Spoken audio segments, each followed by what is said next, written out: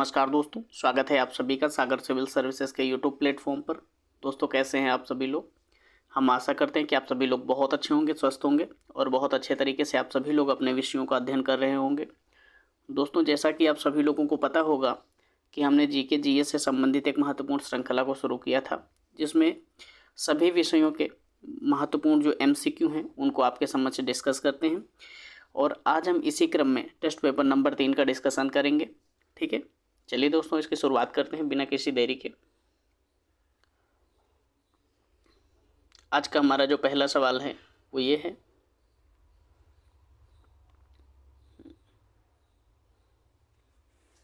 चलिए देखते हैं। हाइड्रोजन बम किस अभिक्रिया पर आधारित है। हाइड्रोजन बम जो है किस अभिक्रिया पर आधारित है, यानी कि वो किस अभिक्रिया के तहत कार्य करता है। तो कार्य करता है नाभिकीय संलयन के। ठीक है, ध्यान रखिएगा, नाभिकीय संलयन की प्रक्रिया के आधार पर हाइड्रोजन बम जो है काम करता है।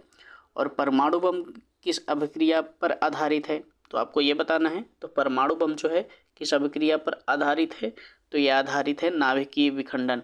आपको ध्यान रखना है, कंफ्यूज नहीं होना है। हाइड्रोजन बम जो होता है वो संलयन पर आधारित होता है, लेकिन परमाणु बम जो होता है नाभिकीय विखंडन पर आधारित होता है। इसमें कई सारे बड़े नाभिक जो होते हैं नाभिकीय विखंडन में विस्फोट होकर के छोटे छोटे नाभिकों में विभाजित हो जाते हैं और इनसे बहुत सारी ऊर्जा निकलती है। लेकिन संलयन में क्या है, कई सारे छोटे छोटे जो नाभिक होते हैं वो जुड़ करके एक बड़े नाभिक का निर्माण करते हैं और उनमें संलयन प्रक्रिया जो होती है वो आगे बढ़ती जाती है। ठीक है, रडार के आविष्कारक कौन हैं, आपको बताना है क्या। रडार के आविष्कारक कौन हैं, तो रडार के आविष्कारक जो हैं अल्बर्ट टेलर। ठीक है, ध्यान रखिएगा, सही ऑप्शन होगा इसका अल्बर्ट टेलर। न्यूट्रिनो की खोज किसने की थी। न्यूट्रिनो की खोज किसने किया था, तो आपको बताना है न्यूट्रिनो की खोज जो है पाउली ने किया था। ठीक है, ध्यान रखिएगा, पाउली ने किया था न्यूट्रिनो की खोज। आवर्त सारणी आवर्त के नियम की खोज किसने की थी, ध्यान रखिएगा, बताइए आवर्त के नियम की खोज किसने किया था। तो ये किया था मेंडलीफ ने। आप सभी लोगों ने पढ़ा होगा मेंडलीफ की आवर्त सारणी का नियम, तो आप लोग वहाँ से इसको ध्यान रख सकते हैं। ठीक है, मेंडलीफ। प्रथम नाभिकीय रिएक्टर किसके निर्देशन में बनाया गया था। प्रथम नाभिकीय रिएक्टर जो है किसके निर्देशन में बनाया गया था, तो यह बनाया गया था एनरिको फर्मी के। ठीक है, ध्यान रखिएगा, एनरिको फर्मी के निर्देशन में प्रथम नाभिकीय रिएक्टर को बनाया गया था। सवाल नंबर 7 देखते हैं। प्रथम हाइड्रोजन बम कब बनाया गया था, ध्यान रखिएगा, प्रथम हाइड्रोजन बम कब बनाया गया था। तो प्रथम हाइड्रोजन बम जो है 1952 में बनाया गया था। ठीक है, प्रथम हाइड्रोजन बम जो है 1952 में बनाया गया था। प्रोटॉन किस प्रकार का कण है, प्रोटॉन जो है वो किस प्रकार का कण है, तो प्रोटॉन जो है वो धन आवेशित कण है। ठीक है, प्रोटॉन जो है वो धन आवेशित कण है और इलेक्ट्रॉन जो है, ध्यान रखिएगा, और इलेक्ट्रॉन जो है वो ऋण आवेशित कण है। ठीक है, ध्यान रखिएगा।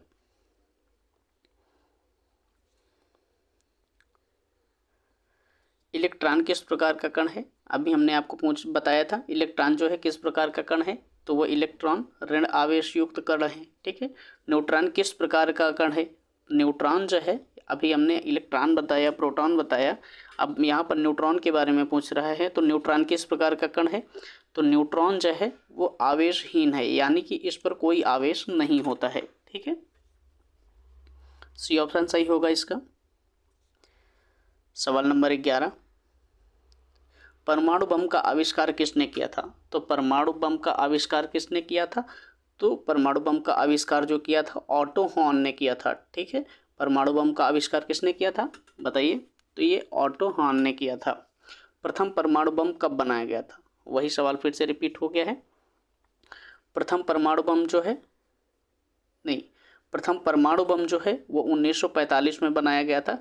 इसके बाद आप लोगों ने देखा भी होगा कि जापान में जो है नागासाकी और हिरोशिमा पर बम गिराया था, वो परमाणु बम गिराया गया था। ठीक है,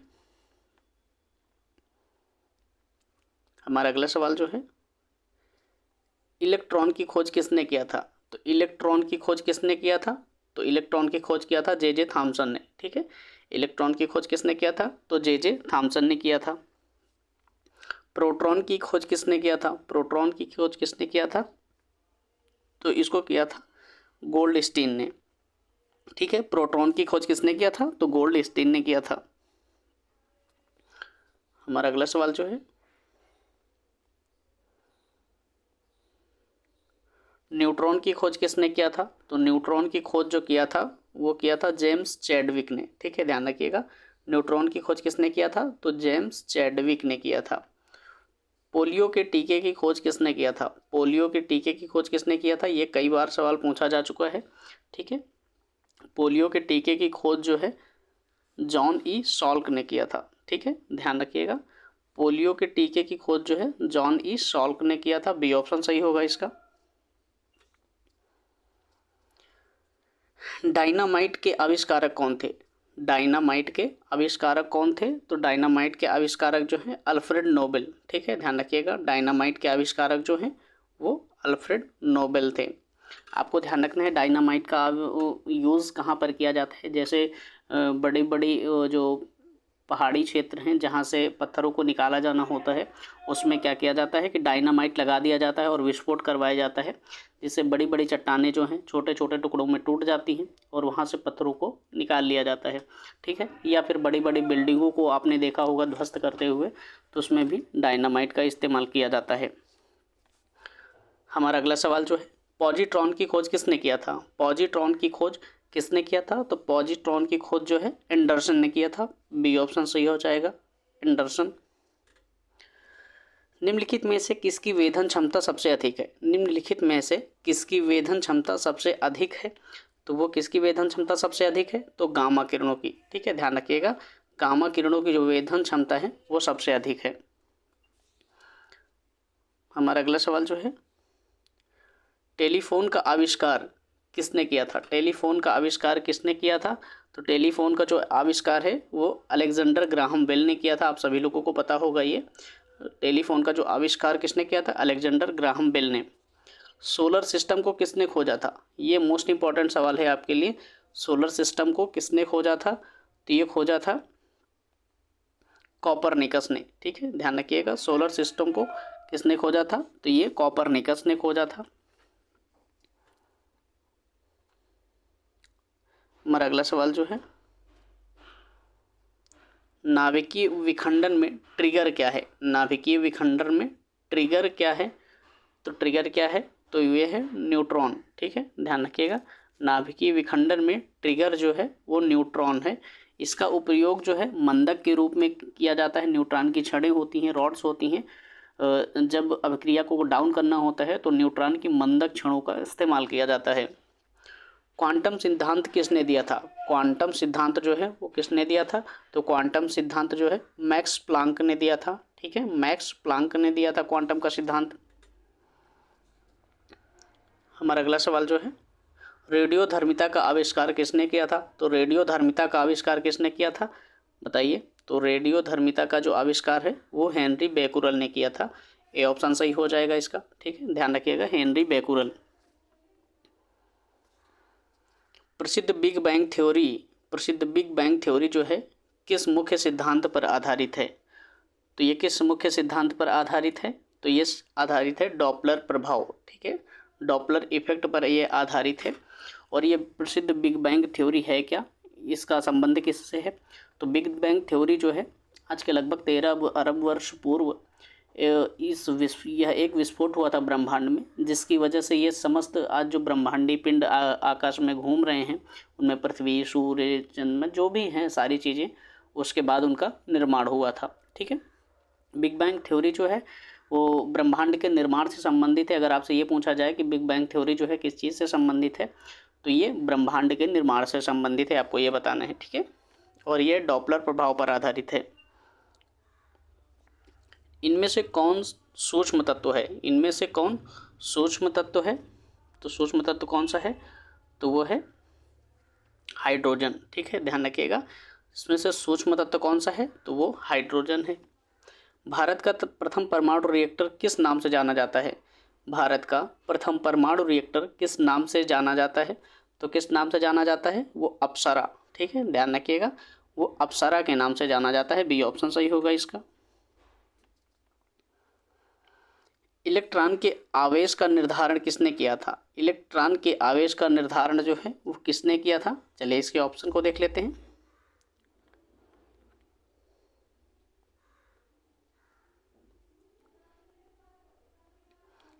इलेक्ट्रॉन के जो है आवेश का निर्धारण किसने किया था? तो वो किया था मिलीकॉन ने। ठीक है, ध्यान रखिएगा, किसने किया था? तो मिलीकॉन ने किया था।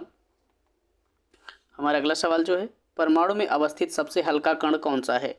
परमाणु में अवस्थित सबसे हल्का कण कौन सा है? तो सबसे हल्का कण कौन सा है? इलेक्ट्रॉन। ठीक है, ध्यान रखिएगा, इलेक्ट्रॉन सबसे हल्का कण है।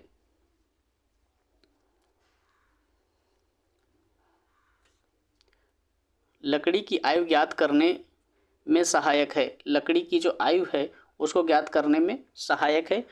तो किसके द्वारा लकड़ी की आयु जो है ज्ञात की जाती है? तो कार्बन 14 के द्वारा। ठीक है, कार्बन 14 के द्वारा लकड़ी की आयु ज्ञात की जाती है। पॉजिट्रॉन किसका प्रतिकण है? पॉजिट्रॉन जो है वो किसका प्रतिकण है, किसका एंटी पार्टिकल है? तो पॉजिट्रॉन जो है वो इलेक्ट्रॉन का प्रतिकण है, क्योंकि इलेक्ट्रॉन पर ऋणात्मक आवेश होता है, लेकिन पॉजिट्रॉन पर जो है धनात्मक आवेश होता है, लेकिन उसकी जो संख्याएं होती हैं, द्रव्यमान संख्याएं वगैरह, वो सारी चीज़ें लगभग समान होती हैं। ठीक है, हमारा अगला सवाल जो है, पृथ्वी की आयु का आकलन किया जाता है। पृथ्वी की आयु का आकलन जो है किया जाता है वो किसके द्वारा किया जाता है? तो वह किया जाता है यूरेनियम डेटिंग के द्वारा। ठीक है, पृथ्वी की आयु का आकलन जो है यूरेनियम डेटिंग के द्वारा किया जाता है। गामा किरणों की खोज जो है किसने किया था? एक सेकेंड, गामा किरणों की खोज जो है किसने किया था? तो ये किया था पॉल विलॉर्ड ने। ठीक है, ध्यान रखिएगा, गामा किरणों की खोज जो है किसने किया था? तो ये किया था पॉल विलॉर्ड ने। बी ऑप्शन सही होगा इसका। जीवाश्म की आयु का निर्धारण किसके द्वारा किया जाता है? तो जीवाश्म की आयु का जो निर्धारण है वो किसके द्वारा किया जाता है? वो किया जाता है radio dating, radio carbon dating के आधार पर। ठीक है, कार्बन 14 के आधार पर जो है अभी किस चीज़ का निर्धारण किया जाता था? अभी हमने आपको क्या बताया था? तो वो निर्धारण किया जाता है लकड़ी की आयु को। ठीक है, कार्बन 14 के आधार पर लकड़ी की आयु का निर्धारण किया जाता है, और इसमें जीवाश्म की आयु का निर्धारण किया जाता है किसके द्वारा? रेडियो कार्बन डेटिंग के द्वारा। ठीक है, रेडियो कार्बन डेटिंग के द्वारा। ए ऑप्शन सही होगा इसका। पोलोनियम की खोज किसने किया था? पोलोनियम की खोज किसने किया था? तो ये किया था मैरी जो क्यूरी हैं, इन्होंने पोलोनियम की भी खोज किया था, और रेडियम की भी खोज इन्होंने किया था, मैडम क्यूरी। अक्रिय गैसों की खोज करने का श्रेय किसे प्राप्त है? अक्रिय गैसों की खोज करने का श्रेय किसे प्राप्त है? तो ये किसको प्राप्त है? तो ये है रैमजे को। ठीक है, बी ऑप्शन सही होगा इसमें। अक्रिय गैसों की खोज जो है किसके द्वारा की गई थी? तो रैमजे के द्वारा की गई थी। हमारा अगला सवाल जो है, डायनामाइट बनाने में किस गैस का प्रयोग किया जाता है? डायनामाइट बनाने में किस गैस का प्रयोग किया जाता है? तो किस गैस का प्रयोग किया जाता है? तो वो किया जाता है नाइट्रोग्लिसरीन का। ठीक है, नाइट्रोग्लिसरीन का प्रयोग किया जाता है डायनामाइट को बनाने में। ए ऑप्शन सही होगा इसका। 38 नंबर सवाल जो है, हाइड्रोजन बम किसने विकसित किया था? हाइड्रोजन बम को जो है किसने विकसित किया था? तो हाइड्रोजन बम को जो विकसित किया था उनका नाम है सैमुअल कोहन। ठीक है, सैमुअल कोहन ने हाइड्रोजन बम का आविष्कार किया था, विकसित किया था उसे। सवाल नंबर 39, और ये आज का हमारा अंतिम सवाल है। ठीक है, इस टेस्ट पेपर का, परमाणु बम का विकास किसने किया था? परमाणु बम का आविष्कार किसने किया था? तो ये परमाणु बम का आविष्कार जो है ये रॉबर्ट ओपेनहीमर ने किया था। रॉबर्ट ओपेनहीमर ने किया था परमाणु बम का आविष्कार। लेकिन अभी आप सभी लोगों ने इसके पहले वाला सवाल क्या पढ़ा है? हाइड्रोजन बम का आविष्कार किसने किया था? तो हाइड्रोजन बम का आविष्कार सैमुअल कोहन ने किया था। ठीक है, ध्यान रखिएगा, डी ऑप्शन सही होगा। दोस्तों, यहाँ पर हमने सारी चीज़ों को कवर कर लिया है। उम्मीद करता हूँ ये चीज़ें आपको समझ में आई होंगी, और इसी के साथ हम नेक्स्ट टॉपिक पर जो भी MCQ होंगे उनको आपसे डिस्कस करेंगे।